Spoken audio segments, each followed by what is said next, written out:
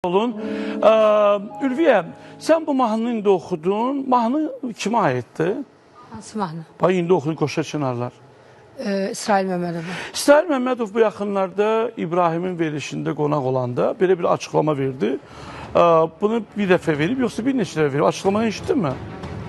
Açıqlamanı eşitdim ki, yəni bir məclisə, bilsəm ki, bir məclisdədir. Yox. O açıqlama. Dedi ki, Ülviyə Namazova Qoşa Çınarları oxudu və verilişdə dedi ki, mən bu mahnının sayəsində 7 dənə ev almışam, 2 dənə ev almışam, yox bir dəqiqə. Və deyir, hər elə deyir, efirdə deyir ki, Şəhla biraz yavaşcan dağıtma oralara. Hər elə deyir ki, İsrail müəllim bunu bilsə ürəyi patlayar.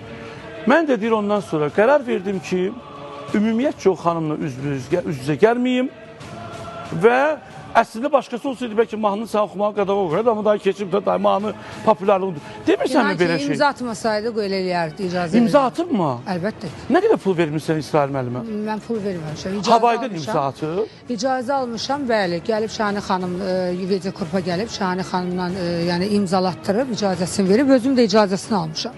Sonradan sadəcə olaraq mənə qarşı fikri niyə dəyişdi bilmirəm. Səncə mən o sözü niyə demişəm, görüşmək olmaz mı? Üzr istəyirəm.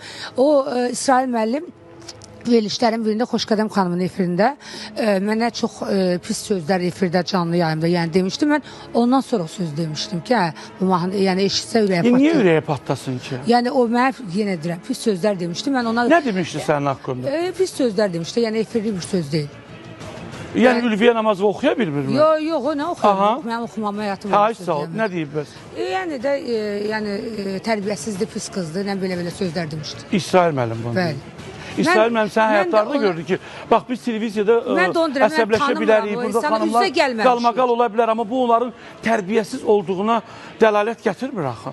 Yəni mən onu heç toyda düşməmişik. Sadəcə olaraq yendirəm. O kişini kimsə qızışdırdı mı deyim, mənə qarşı fikri niyə dəyişdi? Səncə kim eləyə bilər bunu? Vallahi nə bilim. Kim eləyib, vallahi biz. Mənə burası maraqlıdır.